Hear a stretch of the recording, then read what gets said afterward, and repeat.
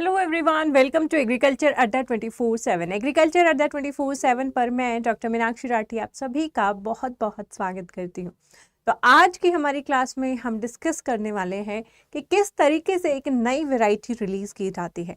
सो फार हमने बहुत सारे ब्रीडिंग मेथड्स पढ़े हैं, किस तरीके से उनमें सिलेक्शन किया जाता है वो हमने पढ़ा है।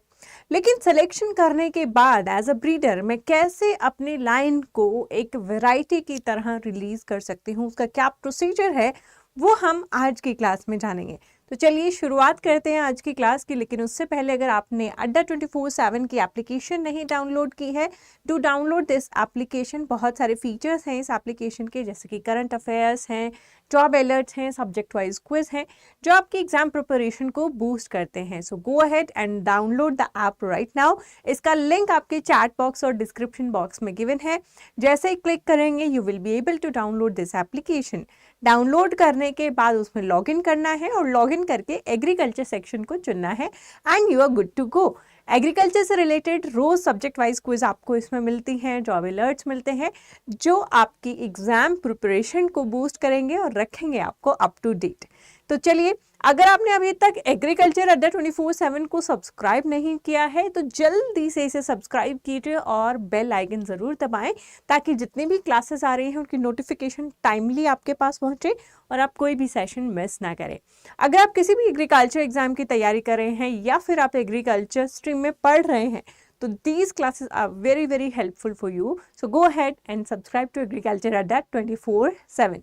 अब शुरुआत करते हैं आज के हमारे टॉपिक की, that is new variety. Right, तो अब मैंने सेलेक्शंस कर लिए हैं, चाहे मैंने बैक क्रॉस मेथड यूज़ किया, चाहे मैंने बल्क मेथड यूज़ किया, चाहे मैंने मास सिलेक्शन यूज़ किया, and as a breeder I am satisfy कि मेरी क्रॉप इस वक्त काफ़ी अच्छी है, यूनिफॉर्म है, हाई यील्डिंग है, और या फिर मैं उसमें कोई स्पेसिफिक ट्रेड डालना चाह रही थी, चाहे वो ड्रॉट रेजिस्टेंस हो, चाहे वो डिजीज रेजिस्टेंस हो, वो भी मैं डाल चुकी हूँ। नाउ व्हाट, तो अब मैं इसको एज अ वेराइटी रिलीज करना चाहूंगी। राइट, तो उसके लिए क्या प्रोसीजर होगा, है ना। After we select the best line, what is the procedure for making it into a variety, है ना। तो मेरे यहाँ एक ये सीरियल आता था बहुत पहले, है ना, क्योंकि सास भी कभी बहू थी, तो हर वेराइटी बनने से पहले एक लाइन थी, है ना। जब तक वो एज अ वेराइटी रिलीज नहीं होती है हम उसको वेराइटी नहीं कहते हैं। वो यूनिफॉर्म हो चुकी है, हाई यील्डिंग है, हम सेलेक्ट कर चुके हैं, हमने लाइन्स बोलते हैं ना, ये लाइन अच्छी है, ये लाइन अच्छी नहीं है, इस लाइन को रिजेक्ट करते हैं, इस लाइन को एक्सेप्ट करते हैं। तो लाइन वर्ड यूज किया जाता है, वेराइटी वर्ड यूज नहीं किया जाता। वेराइटी वर्ड तभी यूज हो सकता है जब वो नोटिफाई और रिलीज हो जाती है। तो चलिए आगे चलते हैं, इस प्रोसीजर को देखते हैं कि हमें क्या कुछ इसके लिए करना होगा। तो सबसे पहले होता है रो यील्ड ट्रायल्स, है ना। जो भी आपने लाइंस चूज की हैं, 10 लाइन है, 20 लाइन है, उनका रो यील्ड ट्रायल होगा। फॉर एवरी 10 रोज एक चेक लगाया जाएगा। अब ये चेक क्या होता है? चेक यानी कि मार्केट में अच्छी अवेलेबल वेराइटीज जो होती है उन्हें चेक कहते हैं, है ना। Your line should be performing better than this check. अगर वो चेक से बेटर परफॉर्म नहीं कर रही है तो मार्केट में उतारने का कोई फायदा नहीं है, उसे एज अ वेराइटी रिलीज करने का कोई फायदा नहीं है। राइट, तो आपका चेक जो है वो आपकी वेराइटी, आपकी लाइन जो है वो चेक से अच्छी परफॉर्म करनी चाहिए। तो ये ट्रायल जो है नॉन रेप्लिकेटेड ट्रायल होता है। नॉन रेप्लिकेटेड ट्रायल का मतलब है इसकी कोई रेप्लिकेशंस, कोई रिपीटेशंस नहीं होंगी, एक बार लगाया जाएगा, है ना। मान लीजिए ये आपका फील्ड है, तो यहाँ पर आपने ये अपनी लाइन लगाई, कितनी लगाई? 10 लाइन्स लगाई। आफ्टर 10 लाइन्स एक आप यहाँ पर चेक लाइन लगाते हैं उनको कंपेयर करने के लिए। फिर से आप जो है अपनी लाइन्स लगाते हैं, फिर चेक लगाते हैं। इसकी कोई रिपीटेशन, कोई रेप्लिकेशंस नहीं होती है। ये एक नॉन रेप्लिकेटेड यील्ड ट्रायल है। इसमें जो ये हमने सेलेक्ट की है लाइन्स, इसमें से जो भी इस चेक से अच्छा परफॉर्म करेंगी उन्हें हम सेलेक्ट कर लेंगे। जो इस चेक से अच्छा परफॉर्म नहीं कर पा रही है उन्हें हम रिजेक्ट कर देंगे। Simple formula. राइट, उसके बाद आता है next yield trial and that is replicated row yield trial, है ना। अब रो यील्ड ट्रायल हम दोबारा करेंगे, लेकिन अब दूसरे टेस्ट में ट्विस्ट क्या है कि ये रेप्लिकेटेड होगा। रेप्लिकेटेड का मतलब क्या होता है? रिपीटेशंस करना, है ना, रेप्लिका बनाना। तो रेप्लिकेटेड क्यों करते हैं? ताकि अगर एक जगह पर कोई बायसनेस आ गई है ना, बाई चांस वहाँ पर सॉइल फर्टाइल नहीं थी, वहाँ पर किसी पर्टिकुलर डिजीज या पर्टिकुलर कोई और चीज़ का जो है अटैक हो गया है ना, तो हो सकता है कि हमारी यील्ड उस वजह से अच्छी नहीं आई हो। जैसे होता है ना, कभी कभी एग्जाम में कभी कभी बच्चा परफॉर्म नहीं कर पाता, बच्चा अच्छा था, अच्छे से उसने पढ़ाई की, अच्छे से क्लास में रिस्पॉन्स भी करता था, टीचर को भी लगता था कि बच्चा अच्छे नंबर लेकर आएगा, लेकिन एग्जाम वाले दिन वो अच्छे नंबर नहीं ला पाया, उसकी तबीयत खराब हो गई, उसकी मेंटल कंडीशन ठीक नहीं थी, घर में कोई प्रॉब्लम थी, कुछ भी हो सकता है ना। तो अगर हम उस बच्चे को दूसरा तीसरा चांस दें, है ना, और उनकी एवरेज निकालें तो बेटर होगा, क्योंकि एक बार के चांस से हमें नहीं पता चलता है कि ये इसकी सही परफॉर्मेंस है कि नहीं है। तो हम दोबारा करते हैं रेप्लिकेटेड रो यील्ड ट्रायल्स, इनको हम RRYT भी कहते हैं। From row yield trials, the culture will be tested for RRYT, that is replicated yield trials, है ना, along with the appropriate check। इसमें भी चेक लगाते हैं जैसे हम पिछले अपने टेस्ट में लगा रहे थे, सिर्फ इतना ही फर्क है कि वहाँ हम कोई रेप्लिकेशन नहीं कर रहे, एक बार जो रिजल्ट आ गया हमने वो पत्थर की लकीर मान लिया। दूसरी बार हम रेप्लिकेटेड ट्रायल्स कर रहे हैं, उसको रिपीट कर रहे हैं, सो दैट हमारे पास सही रिजल्ट आए। अगर एक जगह कोई कंडीशन ऐसी है जिसकी वजह से वो वैरायटी परफॉर्म नहीं कर पा रही है, तो दूसरी जगह हमें पता चले। साथ ही साथ अगर हम डिफरेंट एनवायरनमेंट में इस टेस्ट को कंडक्ट करेंगे तो हमें अडेप्टेबिलिटी का भी पता चलेगा कि वैरायटी की अडेप्टेबिलिटी कैसी होगी। ठीक है, उसके बाद चलते हैं हम नेक्स्ट, दैट इज PYT पर, है ना, preliminary yield trials. Actually trial procedure माना यहीं से जाता है कि शुरू जो विग्रस शुरू होता है ट्रायल का सफ़र, वो PYT से शुरू होता है, that is preliminary yield trial से शुरू होता है ना। Replicated trial conducted with appropriate checks, जो आपके चेक्स यहाँ भी लगाए जाते हैं जैसे रो यील्ड ट्रायल्स में लगाए जा रहे थे, एंड रेप्लिकेटेड वे में लगाए जा रहे हैं, यानी कि इसको भी जो है हम रिपीटेशंस में करते हैं एक्सपेरिमेंट को, ताकि हमें पता हो कि हमारे जो रिजल्ट निकल रहे हैं वो बिल्कुल सही है। उसके बाद जो ये PYT है, ये नॉर्मल सीजन के लिए 2 सीजन के लिए ग्रो किया जाता है। एक सीजन में हमें हो सकता है, जैसे इस बारी जून से ही जो है बारिश शुरू हो गई थी, है ना, तो इस बारी अगर हम क्रॉप लगाएंगे तो हमें मॉइस्चर स्ट्रेस कभी नहीं आएगा, है ना, क्योंकि जून से ही बारिश शुरू हो गई है।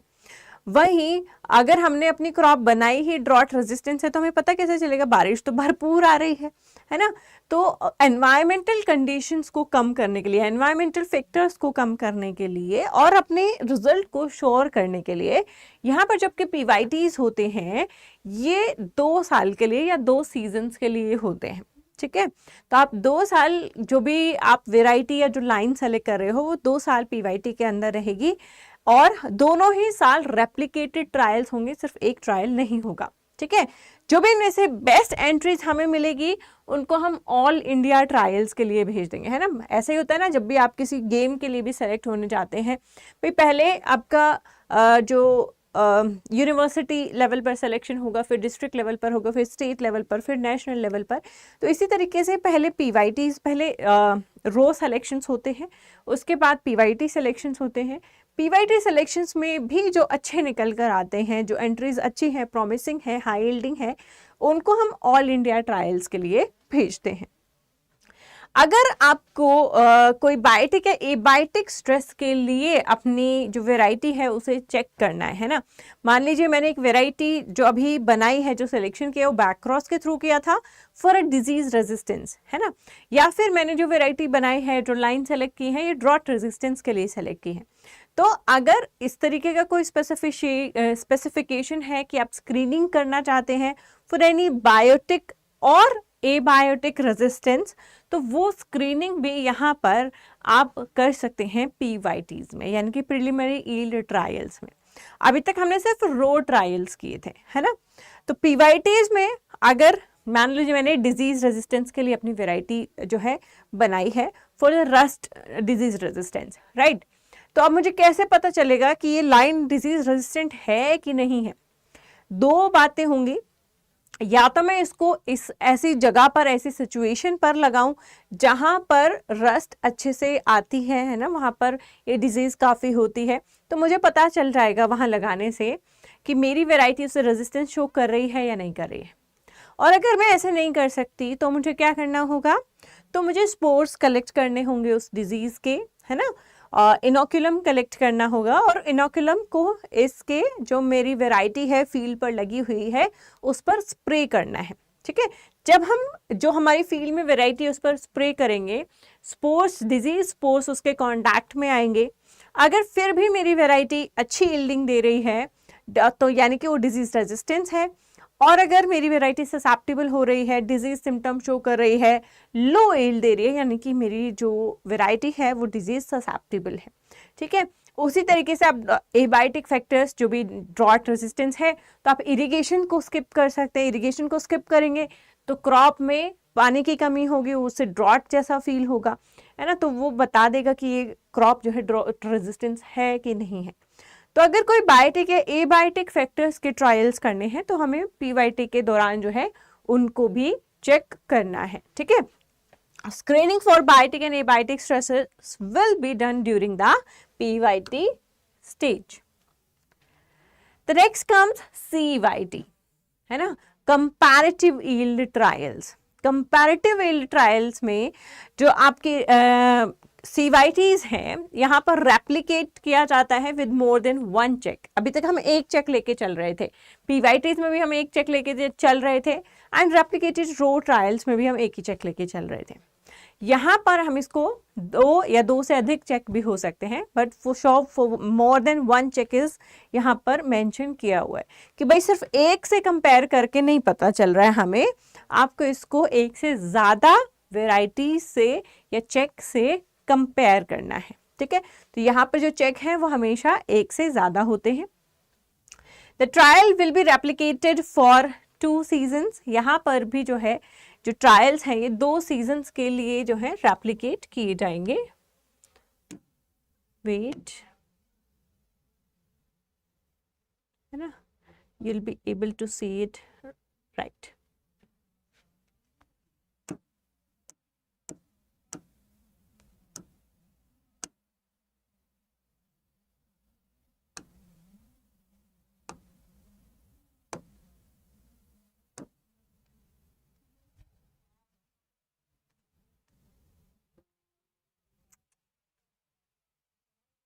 Yes, I'm sorry for the disturbance.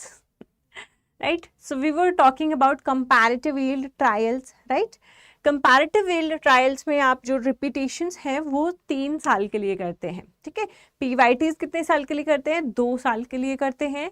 Comparative yield trials हैं वो आप 3 साल के लिए करते हैं। ठीक है, और इसमें 2 से अधिक, 1 से अधिक चेक होता है और 3 चेक जनरली लिए जाते हैं। ठीक है, The entries proved to be superior in all 3 seasons will be proposed for the multi-location trials. जो वेराइटीज आपको CYT में अच्छा परफॉर्म करके दे रही हैं, कंपैरेटिव चेक में हमें पता चल रहा है कि जो भी चेक्स हम ले रहे हैं, 2 या 3 चेक जो भी ले रहे हैं, उन सबसे हम कंपेयर करके देख रहे हैं इन लाइन्स को, ये सबसे सुपीरियर निकल रही है। और ऐसा हम सिर्फ 1 सीजन के लिए नहीं करके देखते, 3 सीजन के लिए करके देखते हैं।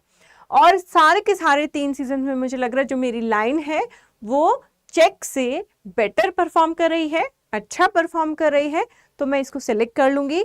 सेलेक्ट करने के बाद इसको नेक्स्ट स्टेज पर भेजेंगे, और नेक्स्ट स्टेज क्या है? Multi location yield trials. अभी तक हम एक ही लोकेशन पर कर रहे थे, है ना। अगर मैं दिल्ली में हूँ तो हम सारे ट्रायल्स दिल्ली में कर रहे हैं, है ना, तो एक ही जगह पर कर रहे हैं, उसी के अकॉर्डिंग, उसी एनवायरनमेंट के अकॉर्डिंग कर रहे हैं। लेकिन मल्टी लोकेशन ट्रायल्स में हम डिफरेंट लोकेशंस पर उसको चेक करते हैं। इससे क्या होता है? इससे हमें ये पता चलता है कि जो क्रॉप है या जो लाइन है वो किस किस एनवायरमेंटल कंडीशन में अच्छा परफॉर्म कर सकती है और किस किस एनवायरमेंटल कंडीशन में बेकार परफॉर्म करती है ना। जैसे कुछ वेराइटीज़ होती हैं जो ऑल इंडिया लेवल पर रिलीज होती है, यानी कि ऑल इंडिया में उन्हें हम कहीं पर भी ग्रो करें वो अच्छी यील्ड दे रही है। वहीं कुछ वेराइटी हैं जो सिर्फ साउथ एरिया के लिए रिलीज हो रही है, ईस्ट एरिया के लिए रिलीज हो रही है, या नॉर्थ एरिया के लिए रिलीज हो रही है ना। तो दैट इज बिकॉज कि वो उस एनवायरमेंटल कंडीशन में तो अच्छा परफॉर्म कर रही है, लेकिन दूसरी जगह अच्छा परफॉर्म नहीं कर रही, तो हम उसको सिर्फ उसी एरिया में रिलीज करते हैं। तो ये हेल्प हमें मिलती है मल्टी लोकेशन यील्ड ट्रायल से, कि कितनी लोकेशंस पर जब हम इसको लगाकर देखते हैं, डिफरेंट एनवायरमेंटल कंडीशन में जब इस वैरायटी को लगाकर देखते हैं, तो ये कैसा बिहेव करती है। The entries for multi location yield trial will be decided at crop scientist meeting held once in a year। साल में एक बार ये मीटिंग होती है क्रॉप साइंटिस्ट्स की, और वहाँ पर ये चूज करते हैं, जो भी ऑल इंडिया के ट्रायल्स थे उनमें से चूज करते हैं कि इनमें से कौन से ट्रायल हैं जो मल्टी लोकेशन यील्ड ट्रायल के लिए जाएंगे, और कौन से हैं जो ऑल इंडिया लेवल पर यहीं पर रह जाएंगे, यहीं पर खत्म हो जाएंगे, या आगे नहीं जा सकते हैं। तो ये मीटिंग में डिस्कस किया जाता है क्रॉप साइंटिस्ट्स के द्वारा, जो कि साल में एक बार होती है। और जो ये मीटिंग है, ये आपकी यहाँ पर जितने भी बड़े साइंटिस्ट हैं, और डिफरेंट वर्ल्ड से तो नहीं, पूरे इंडिया से जो है साइंटिस्ट आते हैं, वो डिस्कस करते हैं, प्रोज एंड कॉन्स डिस्कस किए जाते हैं। आपकी जो वैरायटी है, जो लाइन है ना, उसकी कैसी परफॉर्मेंस थी, किस चेक से उसने बेटर परफॉर्म किया, किससे वो पीछे रह गई, तीनों सीजन्स में उसकी क्या यील्ड रही है, वो सारे डेटा जो है वहाँ पर डिस्कस करके डिसीजन लिया जाता है कि मल्टी लोकेशन यील्ड ट्रायल में कौन आगे जाने वाला है। ठीक है, multi location yield trials different research stations पर होते हैं, क्योंकि रिसर्च स्टेशन तो ऑल इंडिया में हर जगह है ना। तो जैसे वीट रिसर्च स्टेशन भाई साउथ में भी होगा, नॉर्थ में भी होगा, ईस्ट में भी होगा, मध्य प्रदेश में भी होगा, यानी कि मिडिल में भी होगा। तो मैं सारे रिसर्च स्टेशन पे क्या कर दूंगी, सीड भेज दूंगी, इस वैरायटी को लगाकर देखो, इसकी जो भी परफॉर्मेंस है, जो यील्ड है, उसको नोट कीजिए और हमारे पास डाटा भेजिए। तो डिफरेंट रिसर्च स्टेशन उसे लगाकर देखेंगे, जो भी उन्हें डाटा मिलेगा उसे वो भेज देंगे। अगर मेरी वैरायटी हर लोकेशन पर अच्छा परफॉर्म कर रही है, दैट मीन्स इसको हम ऑल इंडिया लेवल पर रिलीज कर सकते हैं। मेरी वैरायटी मान लीजिए नॉर्थ के लिए अच्छा परफॉर्म कर रही है, मिडिल के लिए भी अच्छा परफॉर्म कर रही है, वेस्ट के लिए अच्छा भी परफॉर्म कर रही है, बट साउथ और ईस्ट में अच्छा परफॉर्म नहीं कर रही है, तो हम इसको सिर्फ इन्हीं रीजन्स में जो है रिलीज करेंगे। जिन रीजन्स में वो अच्छा बिहेव नहीं कर पा रही है, अच्छा यील्ड नहीं दे पा रही है, उन रीजन्स में हम इसको एज अ वैरायटी रिलीज नहीं करते हैं। ठीक है, तो वैरायटीज एरिया स्पेसिफिक भी हो सकती है, ऑल इंडिया लेवल पर भी हो सकती है। Then comes adaptive research trials, है ना, ART इनको बोल देते हैं, अडेप्टिव रिसर्च ट्रायल्स। तो सो फार अभी तक हम जो भी कर रहे थे वो यील्ड बेसिस कर रहे थे, है ना, चाहे वो आपका RYT हो, चाहे वो आपका PYT हो, चाहे आपका CYT हो, है ना, सभी में हम क्या कर रहे थे, हम यील्ड को एज अ पैरामीटर ले रहे थे। लेकिन यहाँ पर हम ये भी देखते हैं कि वैरायटी कितनी अडेप्टिव है ना। ART will be conducted at farmers field at the agriculture by the agricultural department. मेरी वैरायटी जो है इस कंट्रोल्ड कंडीशन में अच्छा बिहेव कर रही है, मेरी देखरेख में अच्छा बिहेव कर रही है, बिकॉज आई नो इसकी टेक केयर कैसे करनी है। लेकिन फार्मर के फील्ड पर ये वैरायटी कैसा परफॉर्म कर रही है, फार्मर तो अपने तरीके से खेती बाड़ी करेगा, उसके पास एक साइंटिस्ट की तरह अनगिनत या कहें कि अनकाउंटेड पैसा नहीं है, राइट। तो वो कहीं अपनी कोस्ट कटिंग भी करेगा, अपने पुराने मेथड्स को यूज़ करेगा, या जो एनवायरमेंटल कंडीशंस हैं उसके फील्ड की डिफरेंट हो सकती हैं। सो इन अ कंट्रोल्ड कंडीशन आपकी वैरायटी अच्छी परफॉर्म करे, इसका मतलब ये बिल्कुल नहीं है कि वो फार्मर्स के फील्ड पर भी अच्छा परफॉर्म करेगी। तो जो लास्ट ट्रायल होता है वो होता है फार्मर के फील्ड पर। चलिए भाई, हमारे सारे ट्रायल्स अच्छे से हो गए, हमारे सारे ट्रायल्स में आपकी वैरायटी बहुत अच्छा परफॉर्म कर रही थी, है ना। एक बच्चा होता है जो क्लास में टॉपर आता है, स्कूल में अच्छा परफॉर्म करता है, हर सब्जेक्ट में अच्छे मार्क्स आते हैं, लेकिन जब वो बाहर की दुनिया में जाता है, जॉब करता है, तो ज़रूरी नहीं है कि जो टॉपर बच्चा था वही जॉब में भी एक्सेल कर रहा है, उसी को सारे प्रमोशंस मिल रहे हैं, है ना। एक बाहर की दुनिया और एक कंट्रोल दुनिया में फ़र्क होता है। तो इसी तरीके से जो वैरायटी है वो यील्ड ट्रायल्स पास कर चुकी है, तो लास्ट यील्ड ट्रायल होता है फार्मर्स यील्ड ट्रायल, यानी कि फार्मर्स के फील्ड पर हम उसे लगा कर देखते हैं कि वैरायटी कैसा परफॉर्म कर रही है। Right. The entries for ART will be decided during the Scientific Worker Conference, जिसको SWC कहा जाता है, एग्जाम में पूछ भी लिया जाता है ना। तो ART ट्रायल में कौन सी एंट्रीज जाने वाली हैं वो कौन डिसाइड करता है? SWC जो है ये डिसाइड करता है। और इसके बाद अगर फार्मर्स के फील्ड पर भी वेराइटी अच्छा परफॉर्म कर रही है, वेराइटी सुपीरियर परफॉर्म कर रही है, हाई यील्डिंग है, तो हम उसको रिलीज के लिए मान लेते हैं। हाँ भाई, अब तो मान ही लेते हैं कि वैरायटी हर जगह अच्छा परफॉर्म कर रही है, पीवाईटीज में, सीवाईटीज में, एआरटी में, है ना, मल्टी लोकेशंस में, तो ठीक है अब इसको रिलीज कर देते हैं। तो अब ये वैरायटी रिलीज के लिए रेडी है। तो सो फार जब आप एक बेस्ट लाइन चूज करते हैं उसके बाद इतने सारे यील्ड ट्रायल्स आपको देने होते हैं, क्योंकि दुनिया भर में और साइंटिस्ट भी जो रिसर्च करें, आप अकेले नहीं हैं। आपकी वैरायटी हाई यील्डिंग हो सकती है, अच्छी हो सकती है, लेकिन कंपेयर टू अदर्स कैसी है वो तो हमें ट्रायल्स में पता चलेगा, है ना। तो ट्रायल्स में वो जाते हैं जो all over India best varieties होती हैं। उसके बाद हम रिलीज करना चाहते हैं तो हमें क्या करना होगा? हाँ, तो हमें एक परफॉर्मा बनाना होगा, ठीक है। तो जो वैरायटी है ना, दिस वैरायटी रिलीज का एक प्रपोजल आपको सेट करना होता है कि ये जो मेरी वैरायटी है इसने ये ट्रायल्स पास किए हैं, ये इसकी परफॉर्मेंस है, वो सारा डाटा आपको साथ लगाना होता है। साथ ही साथ आप प्रपोजल रखते हैं कि अब मेरी वैरायटी को रिलीज करने की इजाज़त दी जाए, ठीक है। इस परफॉर्मा में आप क्या क्या मेंशन करते हैं ये यहाँ पर मेंशन है।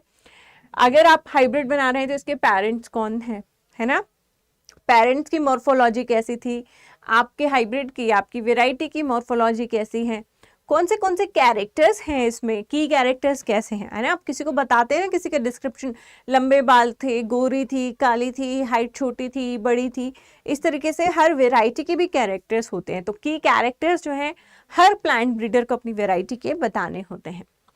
उसके बाद एग्रोनॉमिक प्रैक्टिसेस, भाई मेरी वैरायटी का ख्याल कैसे रखा जाए। अगर हम कोई भी सामान लेते हैं, मैंने कोई भी अप्लायंस लिया, इलेक्ट्रिकल अप्लायंस लिया है, उसके साथ एक बुकलेट आती है ना कि इसका ख्याल कैसे रखेंगे, इसको इतनी पावर की ज़रूरत होती है, इसको कंटिन्यूस इतनी देर से ज़्यादा ना चलाएं, टाइम टू टाइम इसको क्लीन करें, लेकिन वाटर से क्लीन ना करें, जो भी उसकी स्पेसिफिकेशंस होती है वो गिवन होती है। उसी तरीके से प्लांट ब्रीडर भी अपनी क्रॉप के साथ एग्रोनॉमिक प्रैक्टिसेस बताता है कि which agronomic practices are best for getting highest yield for this variety.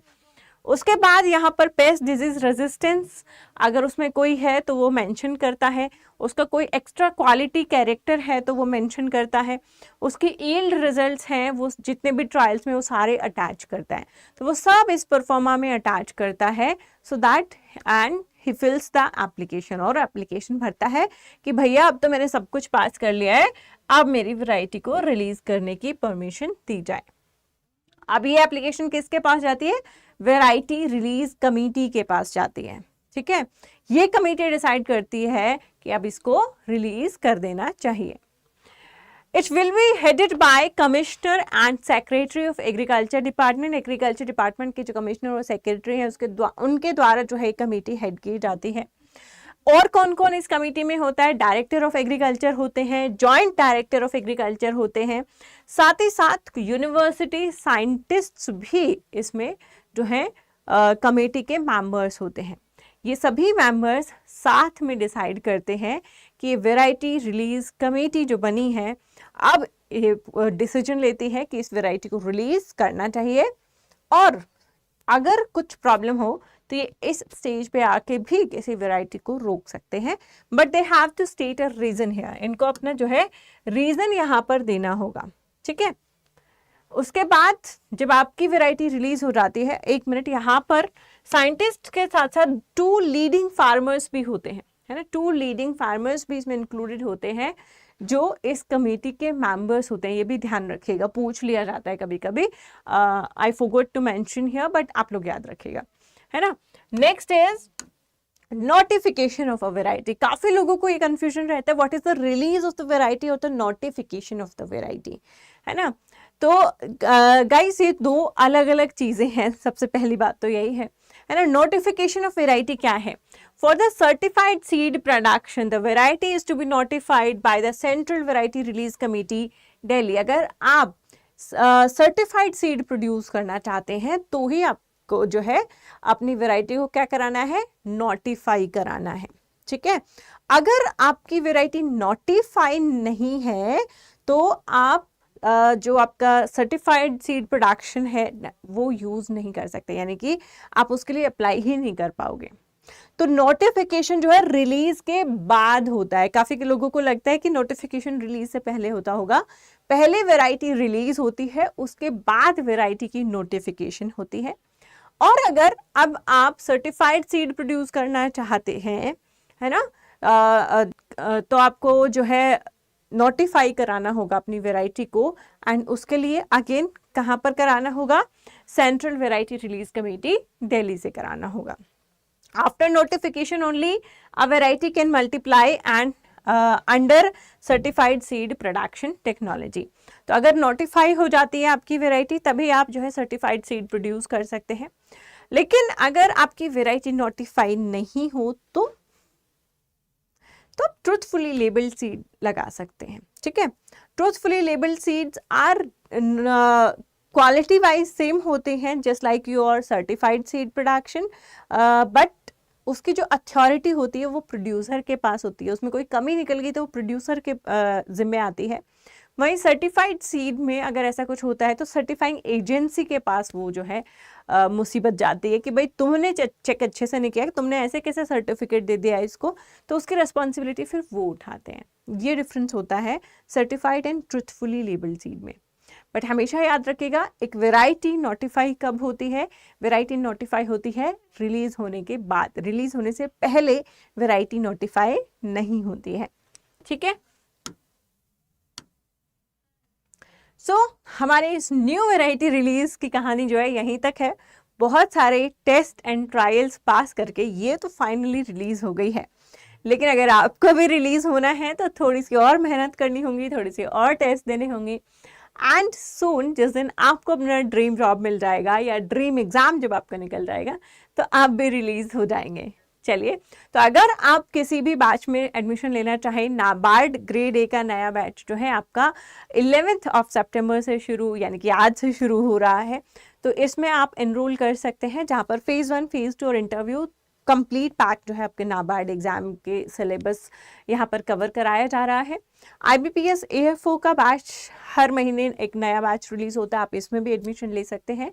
और अगर आपने सेंट्रल वेयर हाउस का फॉर्म भरा है तो आप इस पर्टिकुलर बैच में भी एनरोल कर सकते हैं।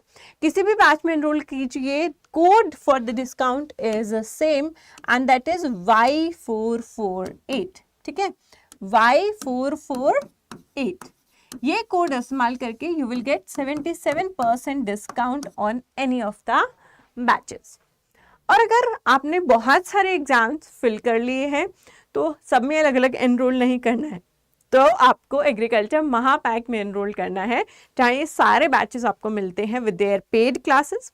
एंड नॉट ओनली जो पेड क्लासेस हैं उनके साथ उनकी test series plus e books सब आपको इसमें जो है एक साथ मिलता है। ये सारे बैचेस एक साथ मिलते हैं।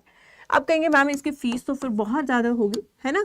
सो एज कम्पेयर टू आप किसी में इंडिविजुअल एनरोल करें, इसकी फीस है 7,359 विच इज़ वेरी लेस। अगर आप 2-3 बैच में अलग अलग से एनरोल करेंगे तो वो काफ़ी ज़्यादा होती है।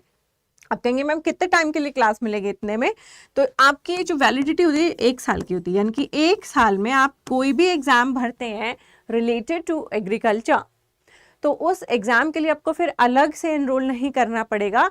1 साल में जितने बैचेस आएंगे वो सारे एग्रीकल्चर महापैक में इंक्लूड होंगे, उन्हें आप वहीं से पढ़ सकते हैं और अपनी तैयारी कर सकते हैं। ठीक है, क्लासेस कैसी लग रही हैं वो आपको ज़रूर बताना है अपने कमेंट बॉक्स में। Do share with all the members who are preparing with plant sciences, and अगर कोई सजेशन है, क्वेरी है तो कमेंट बॉक्स में ज़रूर डालें। Thank you so much, good bye and take care.